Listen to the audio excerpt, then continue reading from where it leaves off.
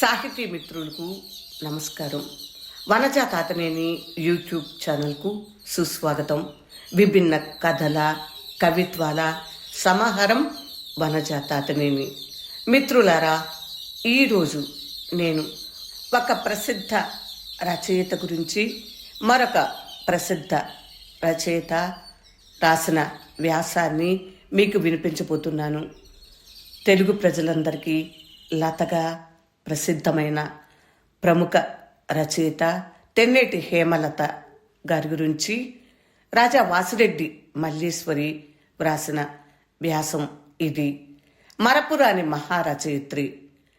2026 మార్చి 8 అంతర్జాతీయ మహిళా దినోత్సవం సందర్భంగా ఆంధ్రప్రభ దినపత్రిక సాహితీ పేజీలో ఈ వ్యాసాన్ని ప్రచురించింది. ఇప్పుడు ఆ వ్యాసంలో పొందుపరిచిన విషయాన్ని మీకు నేను వినిపించబోతున్నాను. ఈ వ్యాసాన్ని వినిపించమని కోరిన రాజా వాసిరెడ్డి మల్లేశ్వరి గారికి హృదయపూర్వక ధన్యవాదాలు. ఎందుకంటే ఒక మహారచయిత్రి గురించి వ్రాసిన వ్యాసాన్ని నాకు చదివి మీ ముందుకు తెచ్చే అవకాశాన్ని కల్పించినందుకు. ఇప్పుడు వ్యాసంలోకి వెళ్ళిపోదాం. మరపురాని మహారచయిత్రి.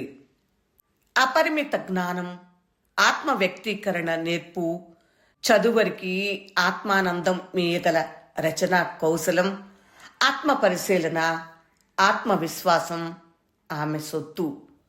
ఆమె 20వ శతాబ్దపు మేటి రచయిత్రి. ఆమెకు తప్ప ఆమె సమకాలీన రచయిత్రులలో ఎవరి పేరు సాహిత్యం అన్న పదంతో జత చేయబడలేదు.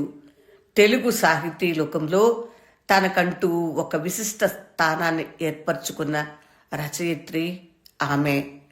ఎన్నెన్నో విలక్షణమైన రచనలు చేసి పాఠకలోకంలో, విశ్లేషకుల్లో, అభిమానుల్లోనూ తనదైన చెరగని ముద్ర వేసుకున్న మహారచయిత్రి ఆమె. కాలంతో పాటుగా ప్రయాణిస్తూ కనుమరుగవని ఆ అక్షర భావ శిల్పే ఆమె లత. లత సాహిత్యం అంటూ ఆణిముత్యాల వంటి తన రచనలను మనకందించిన గొప్ప రచయిత్రి ఆమె. ఆమె హేమలత, తెన్నేటి హేమలత. ఈనాటి తరానికి ఆమె ఎవరో అంతగా తెలియకపోవచ్చు. కానీ నిన్నటి నాళ్లలో లత రచనల గురించి తెలియని వారుండరంటే, ఆమెకు అభిమానులు లేరంటే అబద్ధమే అవుతుంది. మరి నాటి రచనా ప్రపంచంలో ఆమె రచన ఓ గొప్ప సంచలనం. ఆమె సృష్టించని విషయమేది లేదంటే అతిశయోక్తి కాదు.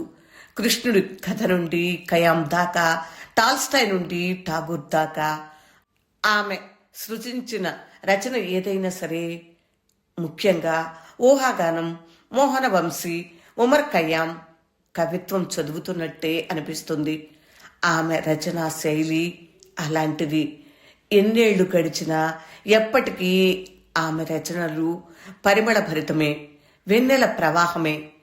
అయినా ఆమె నాటి కాలాన సృజించిన సాహిత్యం చదివితే ఆడపిల్లలు చెడిపోతారనే అపోహతో పెద్దరికం ఆ సాహిత్యాన్ని చదవవద్దని ఆడపిల్లల్ని శాసించింది. దానికి కారణం ఆమె శరత్, చలం, భావజాల ప్రభావంతో సమాజంలో వివిధ సమస్యలతో, మానసిక స్థితిగతులతో సతమతమవుతున్న స్త్రీల తీరుతెన్నుల్ని, అభిప్రాయాలను సమాజం ఒప్పుకున్నా లేకున్నా బాహాటంగా, నిర్భయంగా, నిర్మోహమాటంగా వెలిపుచ్చటమే అందుకు కారణం. అయినా అనేక మంది ఆమె వ్రాసిన నవలలకు వేరే అట్టలు వేసి, వేరే పుస్తకాలలో పెట్టుకుని పెద్దవారు చూడకుండా ఉండేలా జాగ్రత్త పడుతూ చదివేవారు. నిజానికి చదవవద్దన్న పెద్దలు ఆమె రచనలకు దూరంగా లేదన్నది వాస్తవం. నీ ప్రతి అక్షరంలోనూ ప్రతిబింబించింది అందము, అపురూపము, అద్భుతము, ఆసక్తికరమైన తెలుగు పదజాలంతో, లయాత్మక పద్ధతితో కూడిన భావావేశము, పదునైన సంభాషణ చాతుర్యము, గాంభీర్యము, ఆంతర్యపు వ్యక్తీకరణలతో గాఢత, నిశితమైన పాత్ర చిత్రణ నేర్పు ఆలోచనలు అన్నీ చదువరికి ఆలోచనలయ్యాయి. ఆమె రచనలోని తీయతనము, మంజులము, మనోజ్ఞము అయిన ఆమె విశిష్ట రచనా శైలి చదువురుల మనసును విపరీతంగా ఆకట్టుకుంటాయి. లత సాహిత్యం చదివితే నవ్యలోకాల ద్వారాలు తెరుచుకున్నట్లవుతుంది. సరికొత్త ఆలోచన రుచుల్ని చవిచూస్తామన్నది యథార్థం. ఒక్కో కవిత నిష, ఒక మత్తు, ఒక ఆర్ద్రత, నవ్యోత్సాహ మనసుల్ని ఆవరిస్తుంది. అదే పాఠకుణ్ణి ఆకర్షించి అశాంతం ఆమె అక్షరాలను చదివేలా చేస్తుంది. అంతేకాదు, ఆమె రచనలను అందరూ చదవటానికి ఇంకో బలమైన కారణం ఆమె యువతను తన రచనలతో కలలు కంటూ ఆకాశ వీధుల్లో విహరింపచేయలేదు. భావికాలం పట్ల అనవసరపు ఊహల్ని, ఆశల్ని పెంచలేదు. మనసు, దాని స్పందన, అనుభూతులు, సమాజము, విలువలు, అభిప్రాయాలు, విజ్ఞానము, వేదాంతము, చరిత్ర చంద్రికలను చూపటమే, విప్పి చెప్పటమే. ఒక స్త్రీ మానసిక పరిపక్వత, పరిపూర్ణత చెందితే అది ఆమె లతే. నిజాయితీగా, నిర్మోహమాటంగా, నిర్భయంగా స్త్రీ తన మనోనేత్రాన్ని విప్పితే కలిగే విస్ఫోటనమే ఆమె రచన. రచనలో ఆమెకు ఆమె సాటి, లేరు మరెవ్వరు ఆమెకు పోటీ. రచయిత్రిగా లత సున్నితము, సౌమ్యము, సుకుమారము, సౌందర్యము, వజ్ర సమానము, వాంఛా వాత్సల్యాలతో పరిపూర్ణమైన స్త్రీ ఆంతర్యపు కోణాల్ని నిలువుటద్దంలా మన ముందు నిలిపింది. ఆవేదన, ఆవేశము, ఆక్రోశము, ఆకలి, ఆర్ద్రత, ఆనందము, అసంతృప్తి, నిరాశ, నిస్పృహ, నిర్వేదము, నిర్లిప్తత, నిరాసక్తత, నిస్సహాయత అన్నింటినీ అనుభవించే స్త్రీ అంతరంగాన్ని తన అక్షర లేఖినితో అద్భుతంగా ఆవిష్కరించిన రచన లతది. అంతేకాదు, స్త్రీ ఔన్నత్యాన్ని, బలహీనతల్ని రసవంతంగా బహిర్గతం చేసిన రచన లతది. అందుకే ఆమె రచనలు గ్రీష్మిలా మత్తెక్కిస్తాయి, వెన్నెల మడుగుల్లా ఆహ్లాదాన్నిస్తాయి, వసంత ఋతు వర్ణాల్లా మైమర్పిస్తాయి, వయలిన్ నాదంలా విషాదాన్నిస్తాయి. అంతేకాదు, స్త్రీ జీవితపు వాస్తవాన్ని, స్త్రీ మనో ధైర్య స్థైర్యాల్ని విప్పి చెప్పడమే కాదు, జీవితపు ఆటుపోట్లలో నలిగే, మరిగే, కలిగే, కరిగి నీరైపోయే స్త్రీ హృదయాన్ని మన కళ్ళ ముందుంచారామే. ఏనాడు ఎవరూ అర్థం చేసుకోనంతగా స్త్రీ హృదయాన్ని, దానిలోని ప్రకంపనలని ఆమె అర్థం చేసుకుని ఆవిష్కరించింది. స్త్రీ అనుభవించే ఇష్టం, ప్రేమ, భక్తి, ఆరాధన, అసూయ వంటి వివిధమైన ప్రగాఢ అనుభూతి అంశాలను వివరంగా వివరించారు. స్త్రీ హృదయాన్ని ఎరిగింది, చదివింది కనుకనే ఆ హృదయపు పేలవత్వాన్ని, జటిలత్వాన్ని, కఠినత్వాన్ని, చంచలత్వాన్ని, అచలత్వాన్ని, అమాయకత్వాన్ని, స్వేచ్ఛ ప్రియత్వాన్ని, ఆశల అగాధాల్ని, మమతానురాగాల్ని తేటతెల్లం చేసింది. శారీరక బంధాలను మించి అలౌకికానుబంధం గురించి, శాశ్వతానందం గురించి వివరించింది. ప్రేమ, వాత్సల్యము లేకుండా స్త్రీ జాతి బ్రతుకులేదు.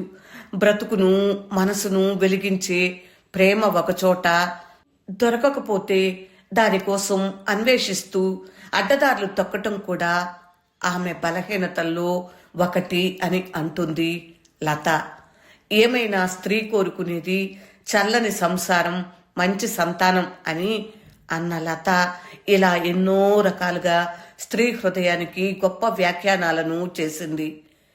ఇంకా స్త్రీ హృదయం దేనితో సృష్టింపబడిందో తెలియని ఒక విచిత్ర పదార్థం అని, స్త్రీ మురళి లాంటిది, ఉత్తమ గాయకుడి చేతిలో దాని రాగం పరిపూర్ణత చెందుతుంది అని చెప్పింది. ఇక లత వ్రాసిన ఆణిముత్యాల్లాంటి నవలల గురించి చెప్పుకోవాలంటే ముందుగా ఆమె జ్ఞాననిధి అని తెలిపే ఊహాగానం గురించి ఒకంత ముచ్చటించుకుందాం. ఊహాగానం నిజంగా మధురోహల గానమే, విజ్ఞాన జలపాతమే, రసజ్ఞల ప్రశంసా రాగమే. భవభూతి, కాళిదాసు, నన్నయ్య, తిక్కన, శ్రీనాథుడు, రామలింగుడు, రాయలు, కృష్ణశాస్త్రి, విశ్వనాథ, బద్దెన, వేమన వంటి మన కవులతో పాటు ఠాకూర్, వివేకానంద వంటి రచనలతో పాటు Tolstoy, Wordsworth, Keats, Abraham Lincoln, Bernard Shaw వంటి ఎందరో పాశ్చాత్య కవుల, వరహామిహిరుడు గణిత శాస్త్రవేత్త అయిన భాస్కరాచార్యులు రాసిన లీలావతి వంటి వారి పలుకులకు వ్యాఖ్యానాల వ్యాసంగమే ఊహాగానం. ఆయా వ్యక్తుల పలుకులపై ఆమె స్పందన అత్యద్భుతం. లతను ఊహాగానం లతగా మార్చిన రచన ఊహాగానం. అది ఆమె విస్తృత అధ్యయనానికి దర్పణం అయ్యింది. అందులో కళ కంటే, సాహిత్యం అంటే, సంఘం అంటే అని చర్చించడమే కాదు, ఆత్మగతాభిప్రాయాలను లత వెలిబుచ్చింది. మరో మోహనమైన నవల మోహనవంశీ. దీనిని గురించి చెప్పుకోవాలంటే రాగరంజితమైన హృదయంతో తాను వ్రాసిన మోహనవంశీలో ప్రతి అక్షరం, ప్రతి భావం, ప్రతి పాత్ర తానేనని, తాను కానిదేది అందులో లేదని లతే చెప్పారు. నిజానికి మహాభారత కథ అంటే లతకెంతో ఇష్టమని ఆమె చెప్పారు. వేదాంతి, తత్వవేత్త, దార్శనికుడు, మహామేధావి అయిన కృష్ణుడంటే ఆరాధన. ధర్మరాజుని విమర్శించారు. ముద్దుపడని మొదలగు వారెందరో తమ తమ బాణీలలో రాధపాత్రను చిత్రించారు. కాగా లత రాధ ఆరాధన నిలయమైనది. కృష్ణుణ్ణంతటి వాడి చేత ఎవరికి తలవంచని కృష్ణుడు రాధ ముందు వినమ్రుడైపోయాడు. నీ స్పర్శ యొక్క చల్లని జ్ఞాపకాలతో సర్వ జగతిని జయిస్తాడు నీ వంశీ అని అనిపించుకున్న విధంగా రాధపాత్ర చిత్రణ చేశారు లత. గోపికల తన్మయత్వంలో, నందుని అనుభవ వివరణలో, కృష్ణుడు మధురా నగర సంచారంలో, కృష్ణార్జునుల సంభాషణలో అన్నిటా పరిపక్వత చెందిన ఆమె అంతరంగమే కనపడుతుంది. ముచ్చటైన మరో మహా చరిత్ర, మహాకావ్యమనదగిన ఉమర్ ఖయాం చరిత్రను నవలగా వ్రాయటం అంటే మాటలు కాదు. అందున అధికమైన వివరాలు తెలియని విషయాన్ని లేదా చరిత్రను నవలగా వ్రాసి నలుగురిని మెప్పించటమంటే మాటలు కాదు. అయితే లత రుబాయిలతో తననాకర్షించిన కవి, వేదాంతి, తత్వవేత్త, ఖగోళ గణిత శాస్త్రవేత్త, నిరాడంబరుడు, మధువు, మానిని కోరినవాడు అయిన ఉమర్ ఖయాం జీవిత చరిత్రను అత్యద్భుతంగా తీర్చిదిద్దారు. ఆ మహావ్యక్తి జీవితం నవలగా నా దేశానికి అందించగలుగుతున్నందుకు అని ఆమె అన్నారు. అనుభూతి చెందిన దానినో, చూచిన దానినో గురించి వ్రాయగలగటం వేరు. కానీ ఎప్పుడో ఎక్కడో జీవించి ఉన్న ఖయాం గురించి వ్రాయటం అన్నది ఆయన పట్ల ఆమెకు గల ఆసక్తి, ఆశ్చర్యం, ఆనందం ఇత్యాది భావాలన్నింటినీ ఆ నవలలో మనం గమనిస్తాం. సూటి అయిన, నిశితమైన, లోతైన భావ వ్యక్తీకరణకు ఆమెకు ఆమెయే సాటి. ఇది అనన్య సామాన్యం. నీవు మబ్బువైతే ఆ మబ్బులోని నీడను నేను, నీవు ముద్దువైతే రాగాగ్నిని నేను, నీవు శరీరానివైతే ఆత్మను నేను, నీవు పూలరాశివి అయితే నా ఊపిరితో ఆ రాశిని చెదరకొట్టి నా ప్రాణాలతో ఒక్కొక్క పువ్వు ఏరుకుంటాను. వానజల్లువు నీవైతే అమిత తృష్ణతో చినుకు కూడా వృధా పోకుండా నా దోసిలతో పట్టుకుని నీ నీడను నేను చూసుకుంటాను. ఈ వాక్యాలలో ఎంత తాదాత్మ్యం, ఎంత ప్రేమ, ఎంత ఆరాధన, ఎంతగా మనసుని కావాలనుకోవటం ఉందో తెలుస్తోంది కదా. ఆ మనసు ఎదుటి మనసునెంతగా ఇష్టపడకపోతే ఎంతగా అనుభూతి చెందుతుంది. ఇంకా మానవ జీవితంలో వివిధ కోణాలను చిత్రిస్తున్నప్పుడు నీ అధరాన్ని నేనే అవుతాను. ఆ మాటలలో ఎదుటి మనసు మీద, తన మీద ఉన్న విశ్వాస స్థాయి తెలుస్తుంది. భిన్న మానవ మనస్తత్వ ప్రదర్శన ప్రస్థానంలో ఎలాంటి పాత్రనైనా మన మనోనేత్రం ముందు సజీవంగా నిలిపింది అవలీలగా. ఆమె వ్రాసిన ప్రతి వాక్యము రసాత్మకమే, నిగూఢార్థయుక్తమే, అలసిన మనసుకు హాయిగొలిపే శీతల పవనమే, సామాజిక స్పృహ ప్రేరకమే, పదవిహీనుల పట్ల సానుభూతి చూపించమనే సందేశమే కవితాభిలాషులకు, రసజ్ఞులకు అందరికీ ఆమె రచన ఒక సమ్మోహన ప్రవాహమే. ఆమె రచనలలో కాదనలేని, ఆపలేని వర్ణనలు ఎన్నో. ఎంత విజ్ఞానమో అబ్బురమనిపిస్తాయి.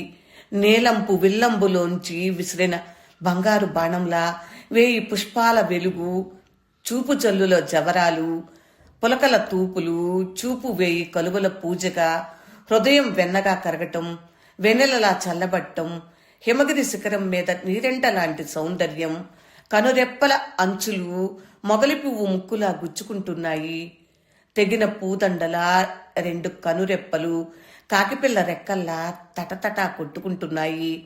ఇలా ఎన్ని సుందరమైన వర్ణనలో. యమునా తీరంలో కూర్చున్న కృష్ణుడిపై తెల్లని వెన్నెల పడి నీలిరంగు బిందువులుగా చుట్టుపక్కలకు జారిపడుతున్నది అని, మంచు బిందువులతో తడిసిన సన్నటి పూరేకులా అని కృష్ణుణ్ణి, రాధను ఎంతో అద్భుతంగా వర్ణించారామె. హస్తినాపురాన్ని వర్ణిస్తూ వెన్నెలలో స్నానం చేసి తలార్చుకుంటుంది అని హృదయంగా వర్ణించారు.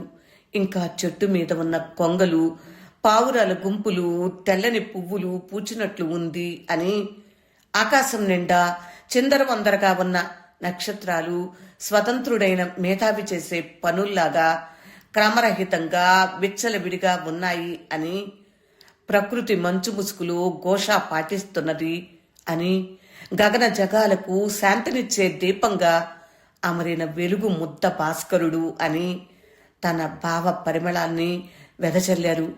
ప్రవహించటం అనేది నదికి గల లక్షణం. ఆ విషయాన్ని లత అనేక ఉద్వేగాలతో నిండిన జీవితాల్ని అపహసిస్తూ నది ప్రవహిస్తూ ఉందని చెప్పటం ఎంత మంచి భావన. ఇలా ఆమె అన్ని రచనలు ఎన్ని భావనలను ప్రోధి చేసుకున్నాయో. మనిషి మానసిక ఆరోగ్యంతో, సంతోషంతో సజావుగా ఎదగటానికి ప్రేమ అనే దివ్యౌషధం కావాలి. ఆ ప్రేమ అనేది జీవితాల్ని ఎంతగా రసప్లావితం చేస్తుందో ఆమెకు తెలిసినంతగా, ఆమె చెప్పినంతగా, వ్రాసినంతగా మరొకరికి తెలియదంటే, మరొకరు రాయలేరంటే అతిశయోక్తి కాదు. ప్రేమరాహిత్యము జీవితాలను ఎంతగా బాధిస్తుందో, వేధిస్తుందో, చిన్నాభిన్నం చేస్తుందో మాటలలో చెప్పలేము. ప్రేమరాహిత్యంతో పాటు ఏకాకితనాన్ని అనుభవించే మనసు ఎలాంటి ప్రతిఫలాన్ని ఆశించకనే మరో మనసు ప్రేమను వాంఛిస్తుంది, అన్వేషిస్తుంది. ప్రేమే ప్రేమకు మూలం. విశ్వమంతా ప్రేమ బంధంతో చైతన్యవంతమవుతుంది. ఈ జీవితంలో విముక్తికి కూడా ప్రేమే మూలం అన్నది ప్రేమతో. ఆర్ద్రమైన హృదయము, కన్నీటితో నిండిన కన్నులు, ఆరాధనతో పరిమళించిన బ్రతుకు వెలలేనిది అన్నది లత నిశ్చితాభిప్రాయము.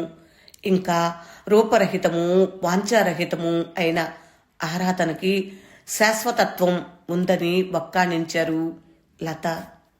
సంస్కారం అంటే సహృదయము, పరస్పర స్నేహం అని చెప్పే లత అలసిన మనసు, వేగిపోయే మనసు, ఏవుడినైనా కాస్త ఓదార్పునందితే తప్పేంటని ప్రశ్నించే లత తన ఖచ్చితమైన అభిప్రాయాలను కొన్నింటిని ఇలా తెలిపారు. సృష్టి ప్రారంభం నుండి అవిచ్ఛిన్నంగా ప్రవహించిపోతున్న ఆకర్షణ వాహినిలోంచి ఎవరు తప్పుకోవాలని కూడా అనుకోరు అని అంటారు. లోకం నిండా ఆశలు, ఆశయాలు జ్వలించిపోతున్నాయి. మనిషి వాటిని మరిగి దగా పడుతున్నాడు అని. అల్పమైన జీవన పరిధిలో ఎంతగా అహంకారం తగ్గించుకుంటే అంత మంచిది. నీది, నాది అనగానే అహం బయలుదేరుతుంది. నిత్య జీవితంలో ఏ వస్తువు అయినా నాది అనే అభిప్రాయానికి స్వస్తి చెప్పినప్పుడే మన భూమి దేవభూమి అవుతుంది, మానవుడు దివ్యుడవుతాడు అని.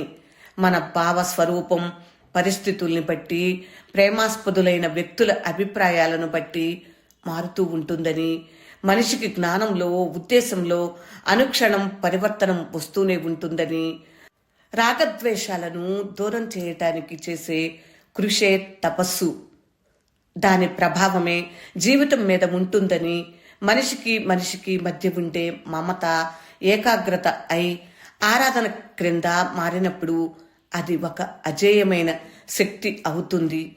ఆ శక్తి చేయలేనిది, సాధించలేనిది ఏది లేదు అని తన అభిప్రాయాలను నిక్కచ్చిగా సూటిగా చెప్పారు లత. లోకజ్ఞ అయిన లత సాహిత్యంలో అణువణువున స్త్రీ నాదము, వాదము, వేదన అల్లుకుపోయింది. తాత్వికత, వేదాంతం అలుముకుంది. మనసును రాగరంజితం, దీప్తిమంతం చేసేలా సృజించిన సాహిత్యం ఆమెను మహారచయిత్రిని చేసింది. విలక్షణమైన ఆలోచన ధోరణి, వినూత్నమైన రచన సరళి సాహితీ ప్రపంచంలో ఆమెకు ప్రత్యేక స్థానాన్ని ఇచ్చాయి. ఏది ఏమైనా ఆమె అనుభవించిన మధుర క్షణాలెన్నో ఎవరు లెక్కించారు? ఆమె అనుభవించిన విషాద ఛాయలెన్నో ఎవరు తరచి చూశారు? ఏది ఏమైనా ఆమె అనుభవించిన మధుర క్షణాలెన్నో ఎవరు లెక్కించారు? ఆమె అనుభవించిన విషాద ఛాయలెన్నో ఎవరు తరచి చూశారు? మరపురాని మహా రచయిత్రి లతగా ప్రసిద్ధమైన తెన్నేటి హేమలత గురించి వ్యాసకర్త రాజా వాసిరెడ్డి మల్లీశ్వరి అందించిన వ్యాసాన్ని ఇప్పుడు నేను చదివి వినిపించాను. ఈ వ్యాసం నేను చదివి వినిపించిన తీరు మీకు నచ్చాయా? నచ్చినట్లయితే లైక్ చేయండి, షేర్ చేయండి. ఇంకా నా ఛానల్ సబ్స్క్రైబ్ చేయనట్లయితే సబ్స్క్రైబ్ చేయండి. విభిన్న కథల, కవిత్వాల సమాహారం వనజ తాతినేని. మిత్రులారా, ఈ కార్యక్రమం నచ్చింది కదా? పూర్తిగా విన్నందుకు హృదయపూర్వక ధన్యవాదములు. నమస్తే.